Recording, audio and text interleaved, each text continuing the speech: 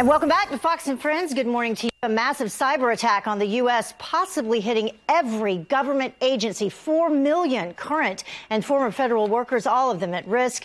The Fed's blaming China, but the Chinese government says it had nothing to do with it. Said it didn't do anything wrong. Were warning signs missed, and could more secrets be exposed? Let's ask Kurt, the cyber guy. He is joining us now. Thank you for being here, as Heather, always. good to see you. Yeah, you see the scaffolding around the Capitol there, and we need that kind of scaffolding around the information architecture of our cybersecurity in this country, because it's just plain old sloppy at this point. It's unbelievable as this story unravels. 4 million plus federal workers who did all the right things. They worked for the government and they gave their background checks, especially people who are putting their lives at risk. They are out there and they have provided this information, and now it's in the hands of a government that could be building a database. And we just found out about it. This actually happened months ago, where we've also learned. And the federal government holding back the information until well after the fact. Take a look at these warning signs to look out for. Right now, November, they learned about it, but we didn't learn about it until they started to come out in April and then May, and then finally here we are in June. They're going, oh yeah, oopsie. And by the way, this is just one of those things that you cannot hold this information back from the American people. You've got to be transparent and get this out there.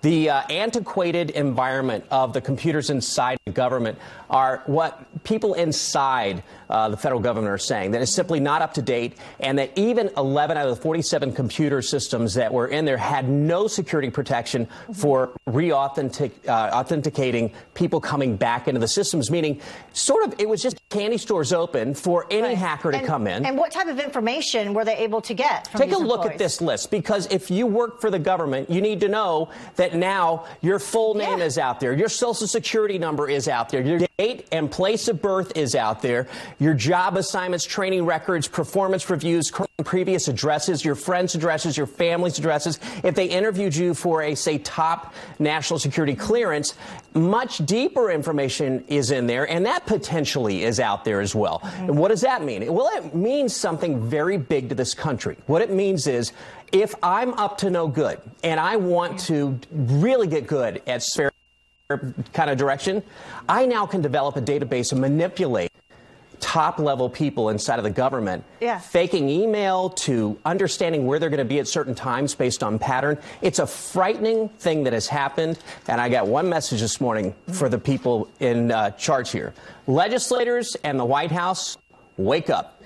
Don Draper is done. The 1960s done. Mad Men is over. Wake up to 2015. Russia, North Korea, now China. So maybe not a good idea to be using a private server as well.